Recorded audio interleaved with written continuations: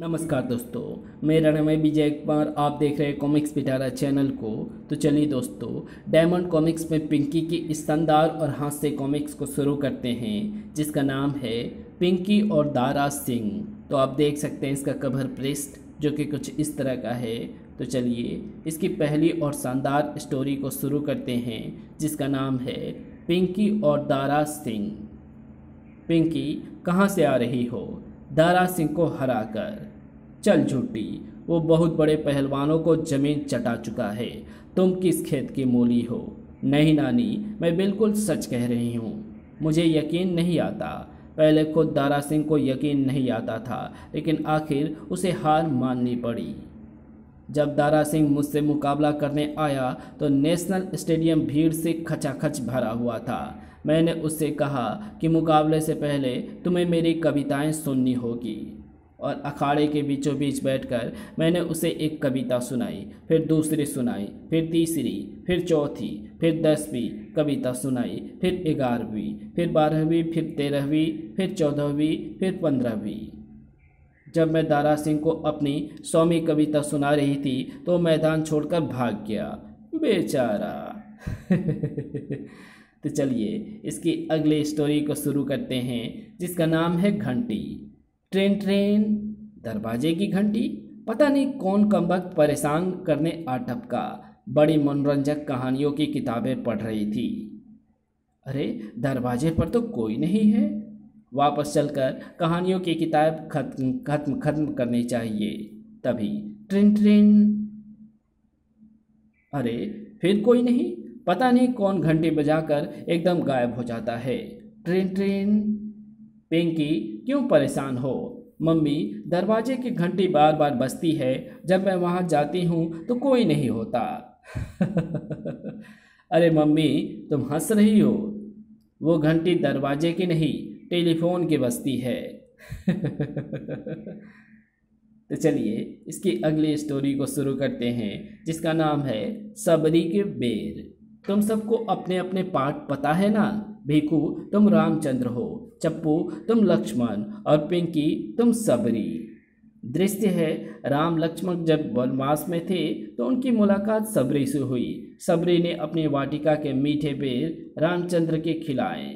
सबरी पहले खुद बेर को चखती थी। अगर वो मीठा होता तो राम को खिलाती, खट्टा होता तो फेंक देती थी। भीकू, अब तुम बेर पिंकी को दे दो। परंतु गुरुजी, ये मैंने 50 पैसे के खरीदे हैं। अरे भाई, आखिर ये बेर तुमने ही खाने हैं। ठीक है। हर, पर्दा खुल गया। नाटक शुरू। तुम कौन हो? सबरी भगवान, आपके लिए बेर लाई हूँ। लाओ, मैं चख लूँ, कोई खट्टा तो ना हो। और चखने के बाद किड़क किड़क, मैं ये नहीं खाऊंगा। क्यों? पिंकी सारे बेर खुद खा रही है और मुझे गुठलियाँ दे रही है। तो चलिए इसकी अगली स्टोरी को शुरू करते हैं, जिसका नाम है स्कूटर स्टार्ट नहीं होता। उफ, कमबख्त, स्कूटर स्टार्ट नहीं हो रहा। पैर मारते मारते दम फूल गया। दफ्तर कैसे पहुंचूंगा? अंकल जी, लो, एक मैं पहले से ही परेशान हूँ, दूसरे ये आ गई भेजा खाने। मैं कुछ मदद करूँ? नहीं। कार्बोरेटर को देख लिया, स्पार्क प्लग साफ कर दिया, चोक दी, फिर पता नहीं स्कूटर स्टार्ट क्यों नहीं हो रहा। आपने पेट्रोल खोला? अरे वो तो मैं भूल ही गया। लो, पेट्रोल खोल दिया। आहा, एक ही किक में स्कूटर स्टार्ट हो गया। धन्यवाद पिंकी। अंकल जी, टाटा। और तभी धड़ाक। तो चलिए इसकी अगली स्टोरी को शुरू करते हैं, जिसका नाम है रईस की दुर्दशा। पिंकी, हमें पार्टी में जाना था, कब चलोगी? अभी चलो। पिंकी, तुम भी कोई सवारी ले आओ, पैदल थक जाओगी। नहीं, मैं पैदल ही ठीक हूँ। रईस लोग हाथी पर सफ़र करते हैं और मामूली लोग पैदल। ओह, आगे तो नदी आ गई। पिंकी, नदी पार करने के लिए हाथी पर बैठ जाओ। नहीं, नदी पार करने के लिए ये नाव है। हो, रईस लोग हाथी पर नदी पार करते हैं और मामूली लोग नाव पर। अरे ये क्या, बचाओ, हाथी ने डुबकी लगा दी। पिंकी, नाव में मुझे भी बैठा लो। तो चलिए इसकी अगली स्टोरी को शुरू करते हैं, जिसका नाम है सुई में धागा। हे भगवान, मैं तो परेशान हो गई हूँ। नानी, क्या परेशानी है? लो, आ गई और मुसीबत। पिंकी, जा, मेरी परेशानी को और ना बढ़ा। नानी, मैं तुम्हारी परेशानी को ख़त्म करने आई हूँ, बताओ तो सही। दिन भर से खप रही हूँ। सुई में धागा नहीं डल रहा है। धागा कैसे डले? तुमने सुई को उल्टा पकड़ रखा है, छेद उंगलियों में दबा है। बुढ़ापा है ना, कम दिखाई देता है। तभी तो कह रही हूँ, मुझे तो 1 सेकेंड में धागा डाल दूँ, पर तू कहीं। अरे दो भी नानी, लो ये सुई और ये धागा। पिंकी, अब क्या ढूंढ रही हो? मुझसे सुई गिर गई है, मिल नहीं रही। नानी, तुम सुई को ढूंढो, जब मिल जाए तो मुझे बुला लेना।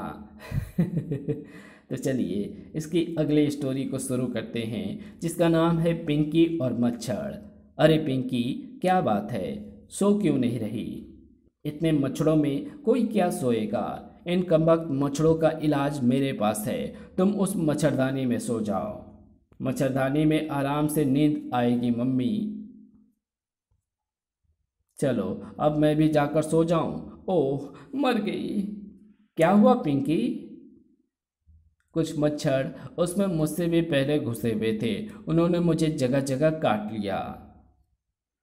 तो चलिए इसकी अगली स्टोरी को शुरू करते हैं, जिसका नाम है खेल और खिलाड़ी। कितना अच्छा होता अगर मैं भी एशियाड में भाग लेता। जंपी अंकल, ये कौन सी बड़ी बात है? क्या सचमुच मैं एशियाड में भाग ले सकता हूँ? क्यों नहीं, आओ मेरे साथ। मैनेजर साहब, जंपी अंकल आपके खेलों में भाग लेना चाहते हैं, शौक से। जंपी, अंदर आओ और फॉर्म भर दो। मुझे अफसोस है पिंकी, तुम्हारे जंपी अंकल हमारे एशियन खेलों में भाग नहीं ले सकते। क्यों? क्योंकि जो खेल ये खेलना चाहते हैं उसकी प्रतियोगिता कहीं नहीं होती। कौन सा खेल? लुक्का छिपी। तो चलिए इसकी अगली स्टोरी को शुरू करते हैं, जिसका नाम है आइसक्रीम का तरीका। आंटी, कल तुमने मुझे आइसक्रीम खिलाई थी ना? हाँ, खिलाई थी। और तुमने ये भी कहा था कि वो आइसक्रीम तुमने दूध से घर में जमाई थी। बिल्कुल, मैंने वो खालिस दूध से जमाई थी। तुमने ये भी कहा था कि मैं भी घर में दूध को जमाकर आइसक्रीम बना सकती हूँ। बिल्कुल, कोई भी दूध से आइसक्रीम बना सकता है, लेकिन मेरे साथ उल्टा हुआ। क्या? मैंने जो दूध रखा था वो जमकर दही बन गया है। तो चलिए इसकी अगली स्टोरी को शुरू करते हैं, जिसका नाम है पिंकी और दादाजी। अरे दादाजी, आप अभी तक आराम से बैठे हैं? क्यों, तुम्हें क्या तकलीफ है? आपको क्या पेंशन लेने नहीं जाना? पेंशन? पिंकी, तो मुझे गुमराह करने लगी थी। अगर मैं दफ्तर चला जाता तो वहाँ से मुझे खाली हाथ वापस लौटना पड़ता। क्यों, क्या आज 1 तारीख नहीं है? है। और क्या 1 तारीख को आप पेंशन लेने नहीं जाते? जाता हूँ। मगर आज इतवार है, दफ्तर बंद है। दादाजी, अब क्या है? आप हर रोज़ बाहर लॉन में पानी देते हैं, क्या आज पानी नहीं देंगे? नहीं। क्यों? देखती नहीं बाहर बारिश हो रही है? तो दादाजी, आप छतरी लगाकर लॉन में पानी क्यों नहीं दे देते? तो चलिए इसकी अगली स्टोरी को शुरू करते हैं, जिसका नाम है हित की बात। बाप रे, स्कूल की घंटी बजने में कम समय रह गया है और स्कूल है 3 किलोमीटर दूर। भीकू, नाश्ता तो करता जा। माँ, वक्त नहीं है, मैं हर रोज़ स्कूल लेट पहुँचता हूँ। मास्टर जी ने कहा था कि अगर मैं कल लेट आया तो वो मुझे क्लास में मुर्गा बनाएंगे, जो मैं नहीं बनना चाहता। भिक्कू, जरा रुकना। आज नहीं पिंकी, मुझे स्कूल में देर हो जाएगी। भिक्कू, मैं तेरे हित की बात कहना चाहती हूँ। मेरे हित इसी में है कि मैं भागती रहूँ और जब तक कि स्कूल ना पहुँच जाऊँ। बाप रे, सारी मेहनत बेकार, आज स्कूल बंद रहेगा, घर वापस चला जाए। हाँ पिंकी, तुम क्या कहना चाहती थी? मैं यही कहना चाहती थी कि आज तुम्हारे स्कूल पर छुट्टी का बोर्ड लगा है। तो चलिए इसकी अगली स्टोरी शुरू करते हैं, जिसका नाम है ऊंट और जीरा। चंपू, तुम्हारे हाथ में क्या है? जीरा। इसे देखकर मुझे एक कहावत याद आ गई, ऊंट के मुंह में जीरा। क्या मतलब? अर्थ तो इसका मुझे भी नहीं पता। चलो मास्टर जी से चलकर पूछते हैं। मास्टर जी दूर हैं, ये ऊंट पास में ही है, इसके मुंह में जीरा डालते हैं, कहावत का पता चल जाएगा। और ऊंट के मुंह में जीरा डालने के लिए चंपू हाथ आगे बढ़ाता है। बचाओ, जल्दी से जरा सीढ़ी देना।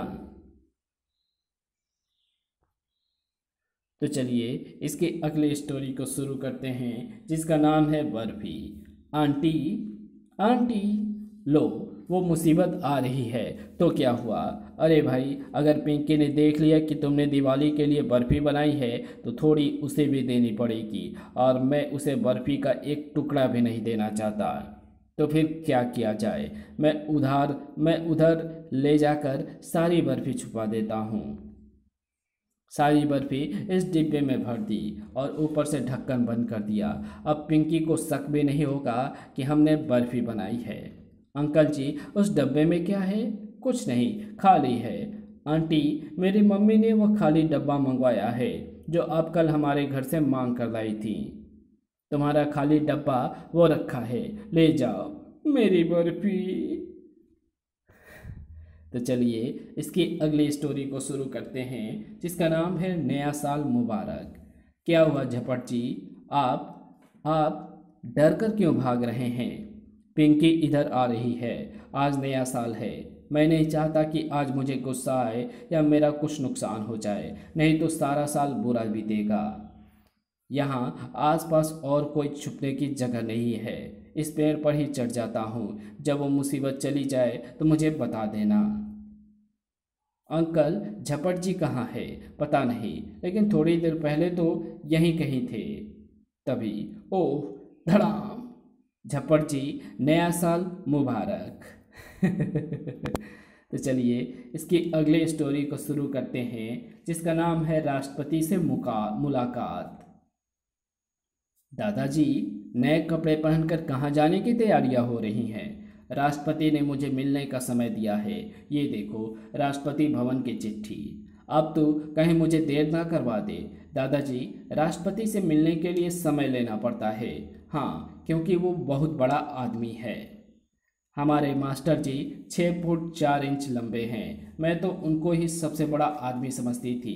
अरे बेवकूफ़, आदमी अपने कद से नहीं अपने अधिकारों से बड़ा होता है। इस हिसाब से हमारे स्कूल की प्रिंसिपल सबसे बड़ी हैं, उनका हुक्म नत्थु खलासी से लेकर टीचर तक मानते हैं। तुम्हारी प्रिंसिपल का हुक्म सिर्फ स्कूल तक चलता है, राष्ट्रपति का हुक्म सारे देश में चलता है। बता कौन बड़ा हुआ? क्या हमारी प्रिंसिपल भी उनका हुक्म मानती है? हाँ, आपको राष्ट्रपति ने मिलने का क्या टाइम दिया था? 10 बजे। वो तो बज गए। तुमने फिर बातों में उलझाकर देर करा दी। राष्ट्रपति भवन पहुंचने पर आपका मिलने का समय निकल गया है। तो चलिए इसकी अगली स्टोरी को शुरू करते हैं, जिसका नाम है पहलवान बाजी। 1321, 1322। कद्दू पहलवान जी, आप मुफ्त में क्यों थके जा रहे हैं? पिंकी, ये थकना नहीं, व्यायाम करना है। इतनी सख्त व्यायाम करके फिर आप क्या करोगे? फिर मैं 1 किलो ताज़ा मक्खन, 2 किलो पनीर, 5 किलो खोया और 15 लीटर दूध पीऊँगा। मुझ जैसे नामी पहलवान की इतनी खुराक तो होना चाहिए। आप इतना सारा क्यों खाते हैं? ताकि मेरा शरीर हर खतरे का सामना करने वाला बने। ओह बिच्छू! धड़ाम! ये बिच्छू असली नहीं, प्लास्टिक का है। मैं देखना चाहती थी कि आप में कितना दम है। तो चलिए इसकी अगली स्टोरी को शुरू करते हैं, जिसका नाम है झपट जी की पतंग। वो काटा, झपट जी, आप तो बड़े ऊंचे पतंगबाज निकले। अरे पिंकी, एक ज़माने में मैं पतंगबाजी का चैंपियन था और शहर के सारे पतंगबाज मेरा हुक्म भरा करते थे। देखती हो, वे सारी पतंगें मैंने काटी है। झपट जी, क्या आपने कभी पतंग नहीं कटी? झपट जी, क्या आपकी कभी पतंग नहीं कटी? अरे किसकी मजाल है जो मेरी पतंग काट जाए। झपट जी, अगर ये चरखी मैं पकड़ लूँ तो पतंग उड़ाने में आपको और आसानी होगी। तो कोई गड़बड़ तो नहीं करेगी? बिल्कुल नहीं। झपट जी, आपकी पतंग ना कटने की वजह क्या वजह है? मेरी स्पेशल डोर लखनऊ से आती है और पतंगे कानपुर से।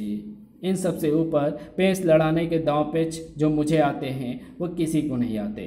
वो काटा। पिंकी, तुमने बातों में लगाकर मेरी पतंग कटवा दी है। तो चलिए इसकी अगली स्टोरी को शुरू करते हैं, जिसका नाम है एक्टर की दाढ़ी। श्रीधर, कहाँ से आ रहे हो? दादाजी, ड्रामे में रोल लेने गया था, आज फिर डायरेक्टर ने टाल दिया। मैं तो चक्कर लगा लगा कर निराश हो गया हूँ दादाजी। जब तक तुम अपनी दाढ़ी की सेव नहीं करोगे कोई डायरेक्टर तुम्हें रोल नहीं देगा।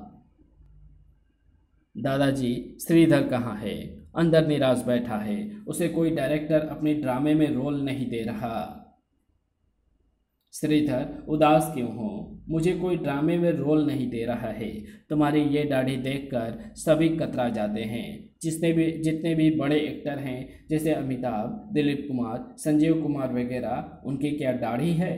ठीक है पिंकी, मैं सेव कर लेता हूँ। अब कैसा लगता हूँ? वाह श्रीधर, अब तुम हकीकत में एक्टर लग रहे हो। पिंकी, श्रीधर कहाँ है? मैं ड्रामा कंपनी का डायरेक्टर, उसके लिए बढ़िया रोल लाया हूँ। प्रोड्यूसर ने कहा है कि ये रोल उसी को दिया जाएगा जिसके दाढ़ी है, क्योंकि ड्रामे का पात्र भी दाढ़ी वाला ही है। तो चलिए इसकी अगली स्टोरी को शुरू करते हैं, जिसका नाम है कप कैसे टूटा। पिंकी हाथ में कप लिए जाती है और तभी ओह कड़क! ताई, ये लो अपना कप। अरे पिंकी, तुम 2 कप लेकर गई थी और लौटा रही हो एक, दूसरा कप कहाँ है? टूट गया। कैसे टूट गया? अरे इसमें रोने की क्या बात है? यही पूछ रही हूँ ना कि कप कैसे टूटा। ताई, तुम मारोगी? अच्छा, मैं नहीं मारूंगी, बताओ कैसे टूटा। ऐसे कड़क। तो चलिए इसकी अगली स्टोरी को शुरू करते हैं, जिसका नाम है तिरंगा झंडा। ये नया सिल्क का कुर्ता टांग देता हूँ, शाम को पहनकर पार्टी में जाऊँगा। अब थोड़ी देर अखबार पढ़ लिया जाए। दादाजी, आज स्वतंत्रता दिवस है, तिरंगा झंडा खरीदने के लिए कुछ पैसे दे दीजिए। कितने का आता है? 2 रुपये का। ये तो महंगा है, इससे अच्छा है कि तिरंगा झंडा तुम घर में ही मना लो, सस्ता पड़ेगा। ठीक है, मैं कोशिश करती हूँ। चलो, रंग भी मिल गए। दादाजी देखो, मैंने कितना अच्छा तिरंगा झंडा बनाया है। झंडा तो अच्छा है, पर तुमने कपड़ा और डंडी कहाँ से लिए? कपड़ा मैंने आपके कुर्ते में से काटा है और डंडी आपकी छड़ी से। इसी के तो चलिए इसके अगली स्टोरी को शुरू करते हैं, जिसका नाम है मनी ऑर्डर। पोस्टमैन जी, इस चिट्ठी पर 5 पैसे के टिकट कम लगे हैं, फिर भी आपने वो पैसे मुझसे नहीं मांगे। मुझे पता था पिंकी बहुत कंजूस है, इसलिए वो पैसे अपनी जेब से भर दिए हैं। मैं कंजूस हूँ? वो कैसे? तुमने मुझे ना कभी दिवाली की बख्शिश दी और ना होली की। तुम भी तो कभी मनी ऑर्डर लेकर नहीं आए। अगर मैं मनी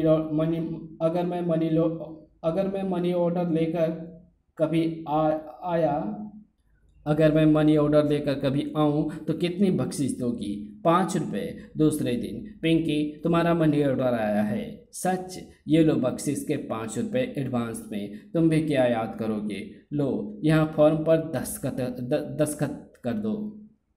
ये लो मनी ऑर्डर का 1 रुपया। बस 1 रुपया? ये भी मैंने ही भेजा है। इसी के साथ तो चलिए इसकी अगली स्टोरी को शुरू करते हैं, जिसका नाम है दूध। अरे पिंकी, बर्तन में क्या ला रही हो? दूध? इसे मैं पीऊँगी, पर तुम्हें तो दूध अच्छा नहीं लगता था। मम्मी तुम्हें दूध देती थी और तुम उसे फेंक देती थी। वे दिन गए। अब ये दूध मैं अपने पीने के लिए लाई हूँ। अच्छा, हाँ, एक दिन मैंने पहलवान दारा सिंह को दूध पीते देखा, तब से मेरा विचार बदल गया। बाप रे, क्या लंबा चौड़ा और ताकतवर शरीर था उसका।